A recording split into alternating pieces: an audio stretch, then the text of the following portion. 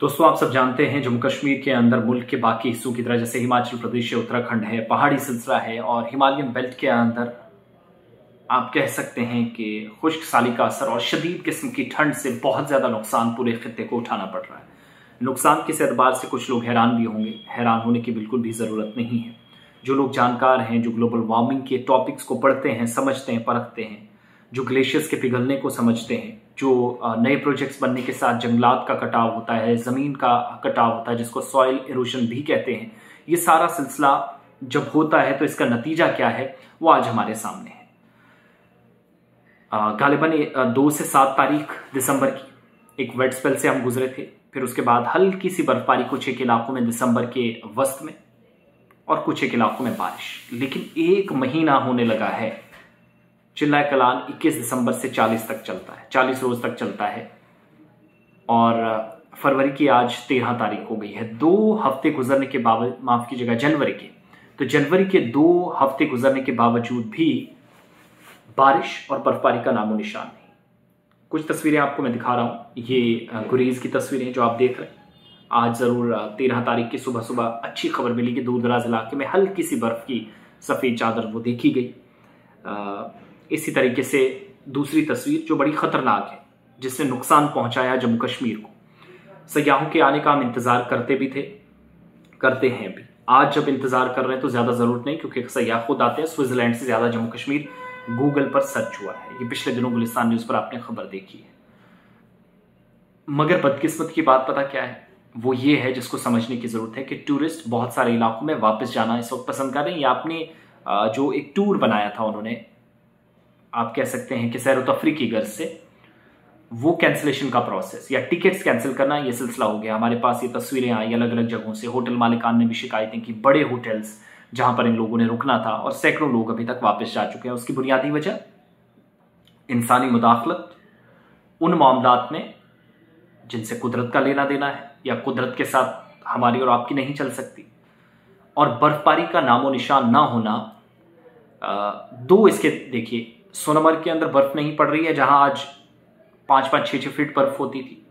वहां पर ice skating करके किसी भी न किसी तरीके से उन लोगों को रोकने और बाहर से जो सयाह जा रहे हैं उनको वहां पर रोकने की या उनको अट्रैक्ट करने की कोशिश मकामी सतह पर टूरिस्ट जो ऑपरेटर्स हैं या फिर ट्रांसपोर्टर्स हैं, होटल मालिकान हैं या इंतजामिया, वो कर रही है।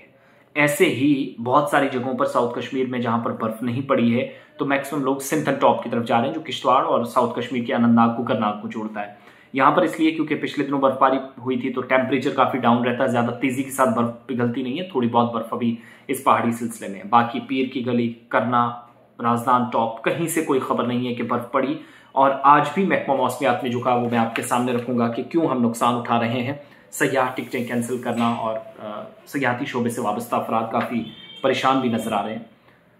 वेस्टर्न डिस्टर्बेंसेस या मगरबी हवाओं का असर 16 से 20 तक शाम के वक्त ज्यादा देखा जा सकता है। महकमा मौसमियात श्रीनगर ने आज जो जानकारी दी है, और मौसम अब आलूद जरूर रहेगा और हल्की सी बर्फबारी एज एक्सपेक्टेड अगले 1 हफ्ते तक, बीच बीच में कुछ एक मकामात पर, लेकिन वो भी बालाई इलाकों में, निचले इलाकों में कोई इस तरह की खबर नहीं।